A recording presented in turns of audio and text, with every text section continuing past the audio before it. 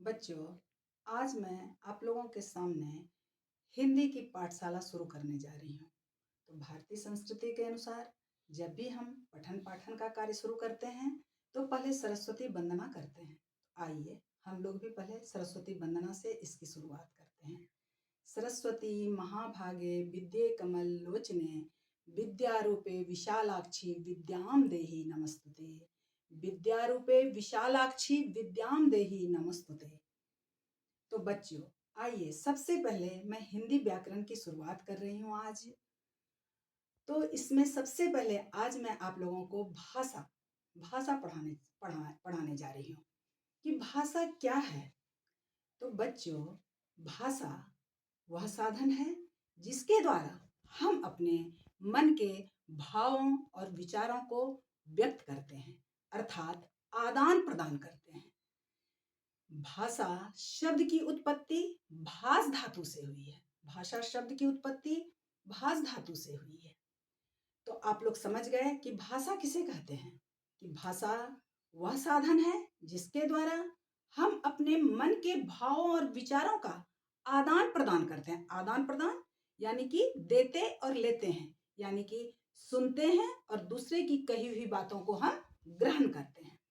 तो भाषा की अभिव्यक्ति अर्थात प्रकट करने के भाषा की अभिव्यक्ति के दो रूप हैं, मौखिक रूप और लिखित रूप।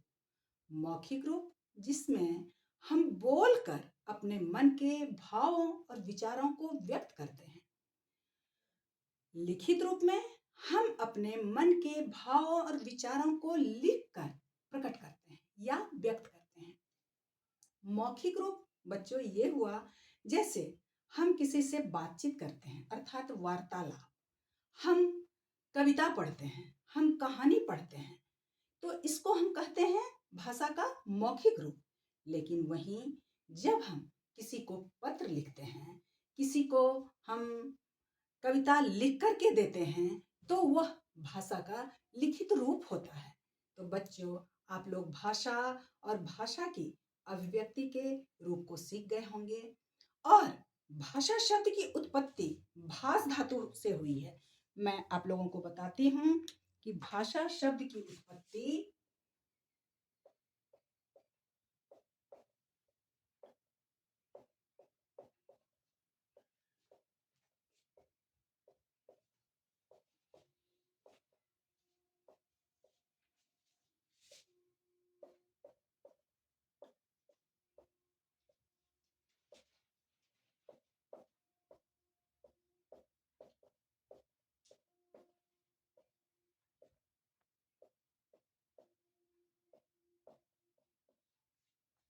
भाषा शब्द की उत्पत्ति भास धातु से हुई है। इस पर ध्यान दीजिएगा। तो आज हम लोग क्या सीखे बच्चों? भाषा किसे कहते हैं, भाषा की अभिव्यक्ति के कौन कौन से रूप हैं। तो मैं फिर से दोहरा रही हूं कि भाषा की अभिव्यक्ति के दो रूप हैं, मौखिक अर्थात बोलकर, लिखित अर्थात लिखकर। तो यह भाषा सब भाषा के की अभिव्यक्ति के दो भेद हैं। अब आगे हम बढ़ते हैं और बताते हैं कि भाषा, हिंदी भाषा। आज अब हम लोग शुरू करेंगे हिंदी भाषा।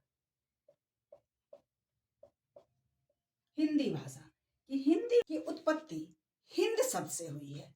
हिंदी की उत्पत्ति हिंद शब्द से हुई है।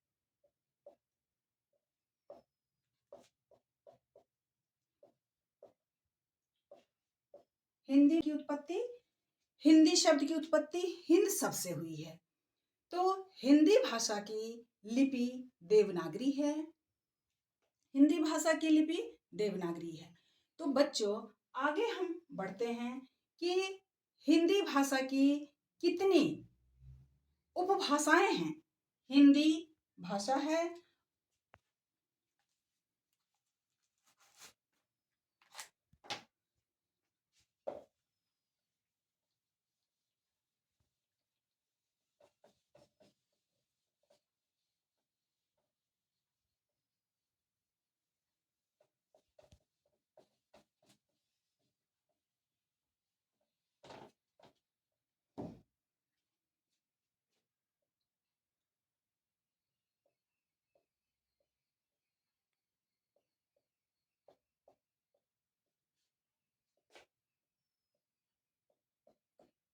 हिंदी भाषा की 5 उपभाषाएं हैं।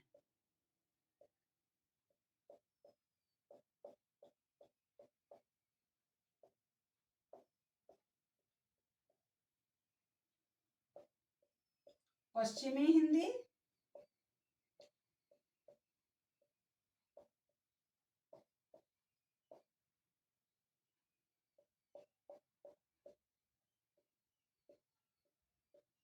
पूर्वी हिंदी,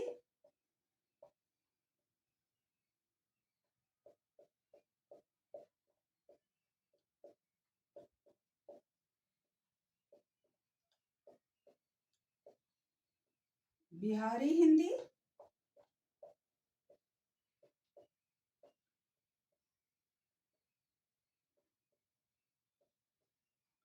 पहाड़ी हिंदी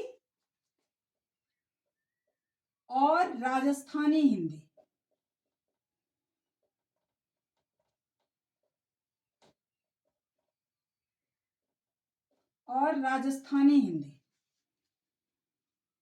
हिंदी भाषा की 5 उपभाषाएं हैं।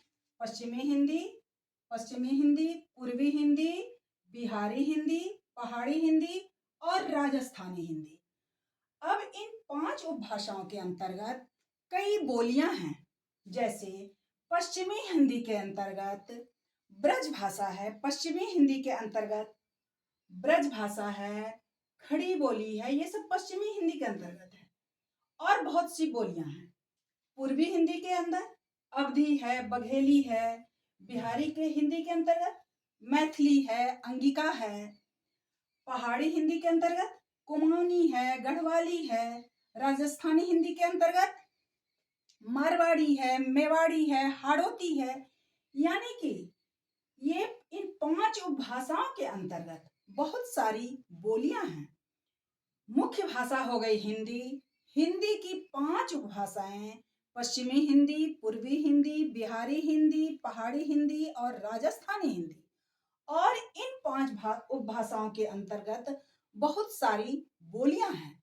तो बच्चों, आज हम लोग भाषा और उपभाषा के बारे में पढ़ चुके। तो चलिए आइए हम आगे बढ़ते हैं। अब बोली के बारे में पढ़ते हैं कि बोली आखिर किसे कहते हैं।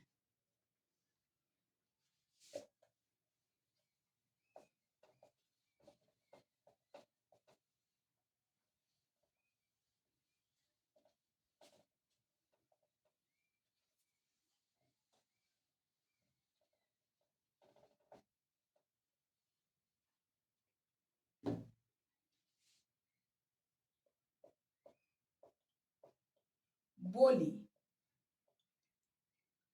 बोली का क्षेत्र सीमित होता है, अर्थात क्षेत्र विशेष में बोले जाने वाली भाषा को हम बोली कहते हैं।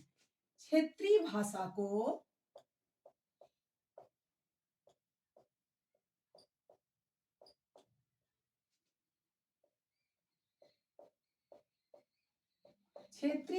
को बोली कहा जाता है।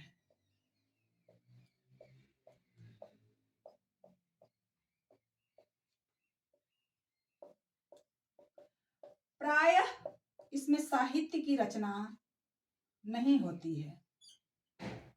प्रायः इसमें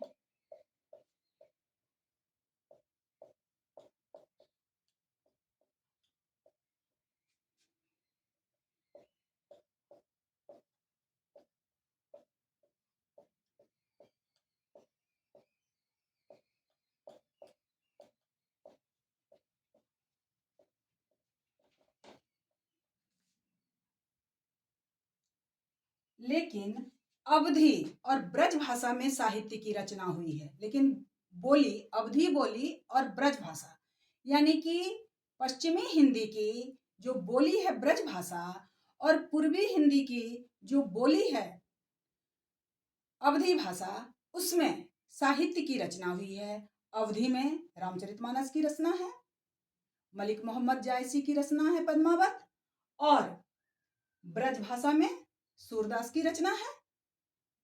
तो बच्चों, अपवाद हर चीज में होते हैं। तो आज आप लोग भाषा, उपभाषा और बोली पढ़ लिए। लेकिन उपभाषा की परिभाषा मैं बता देती हूँ कि उपभाषा किसे कहते हैं। उपभाषा का क्षेत्र भाषा से बड़ा होता है। सॉरी सॉरी सॉरी, उपभाषा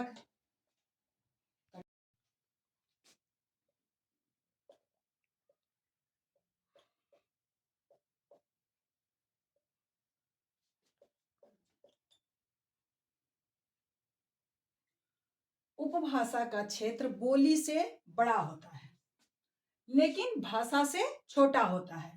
उपभाषा का क्षेत्र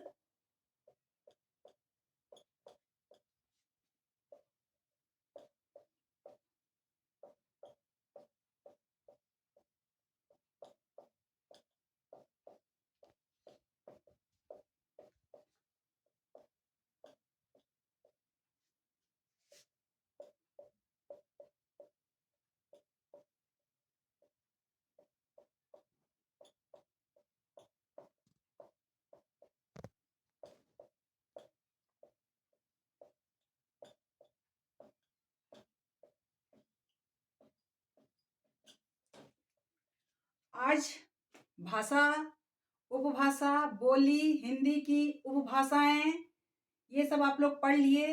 तो आगे बढ़ते हैं बच्चों। इसके आगे हम लोग पढ़ते हैं मातृभाषा, कि मातृभाषा किसे कहा जाता है।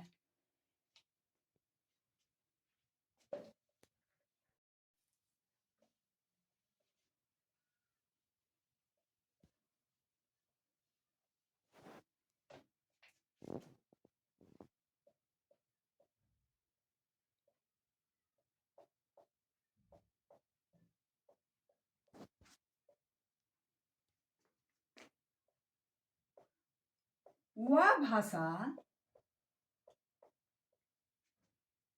जो कोई बच्चा सर्वप्रथम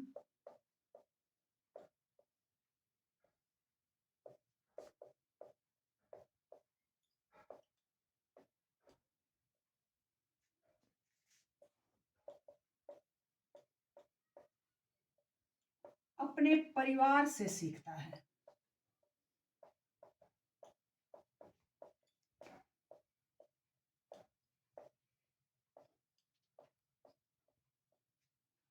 उसे हम मातृभाषा कहते हैं।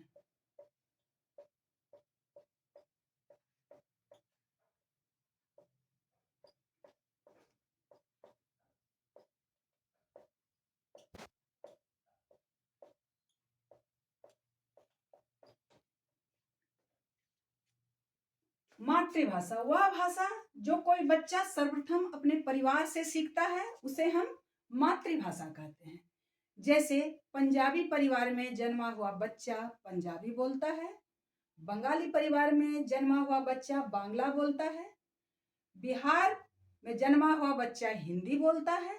वैसे ही वह उसकी मातृभाषा होती है, कि बच्चा सर्वप्रथम जिस भाषा को सीखता है उसे ही उसकी मातृभाषा कही जाती है। तो बच्चों, आपको यह समझना है कि मातृभाषा क्या है। मातृभाषा माँ की भाषा, मातृजोड़ भाषा, मातृभाषा माँ की भाषा। जो बच्चा अपनी माँ की गोद में अपने परिवार में सीखता है उसे हम मातृभाषा कहते हैं। तो मातृभाषा आप समझ गए। तो चलिए आगे बढ़ते हुए हम पढ़ते हैं अब राष्ट्रभाषा।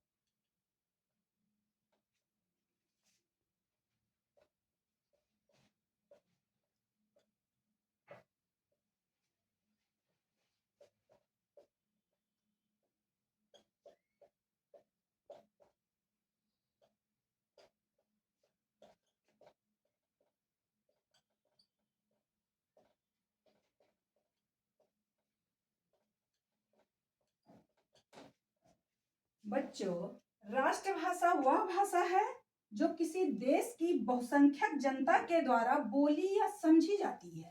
बहुसंख्यक मतलब अधिक से अधिक लोगों के द्वारा बोली या समझी जाती है। किसी राष्ट्र के लोगों के द्वारा जिस भाषा को सबसे अधिक बोली या समझी जाती है उसे हम उस राष्ट्र की राष्ट्रभाषा कहते हैं। जैसे हमारे देश की राष्ट्रभाषा हिंदी है, नेपाल की राष्ट्रभाषा नेपाली है, चीन की राष्ट्रभाषा चीनी है आदि। तो राष्ट्रभाषा आप समझ चुके कि राष्ट्रभाषा किसे कहते हैं, या मैं फिर से दोहराऊं? बच्चों, मैं फिर से दोहरा रही हूं कि राष्ट्रभाषा, आपको समझ में आ ही रही होगी बात कि राष्ट्रभाषा राष्ट्र की भाषा, कि राष्ट्रभाषा वह भाषा है जो किसी देश के अधिकांश लोगों के द्वारा, बहुसंख्यक अर्थात अधिकांश लोगों के द्वारा बोली या समझी जाती है, उसे हम उस राष्ट्र की राष्ट्रभाषा कहते हैं। तो हिंदी हमारी राष्ट्रभाषा है। लेकिन बच्चों, यह ध्यान देने योग्य बात है कि आज तक हम लोग हिंदी को राष्ट्रभाषा तो कहते हैं, लेकिन संवैधानिक रूप में हिंदी को राष्ट्रभाषा की मान्यता नहीं मिली है। इसलिए बच्चों, आप लोगों को, हम लोगों को मिलकर यह प्रयत्न करना है कि हम अपनी हिंदी भाषा को राष्ट्रभाषा की वो पदवी संविधान में दिलाएं जो आज तक सिर्फ हिंदी राजभाषा तक ही सीमित है। कि राजभाषा की मान्यता मिली हुई है, लेकिन राष्ट्रभाषा की संविधान में मान्यता आज तक कहीं नहीं मिली है, नहीं लिखित रूप से, वैधानिक रूप से इसे नहीं स्वीकारा गया है। तो चलिए आगे बढ़ते हैं।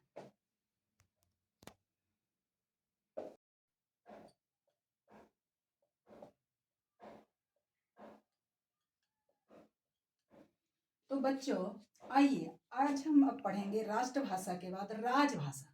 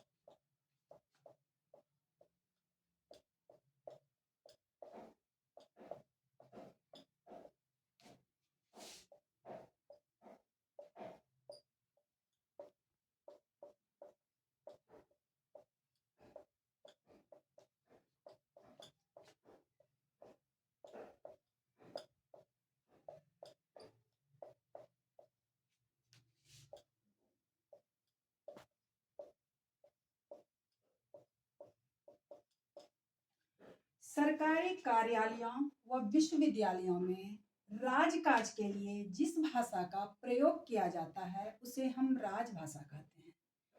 हिंदी हमारी राजभाषा है। 14 सितंबर 1949 ईस्वी, बच्चों मैं फिर से बोल रही हूँ, 14 सितंबर 1949 अर्थात 14 सितंबर 1949 ईस्वी को भारतीय संविधान के 343वें अनुच्छेद में, अनुच्छेद अर्थात आर्टिकल 343वें अनुच्छेद में हिंदी को राजभाषा की मान्यता दी गई। 14 सितंबर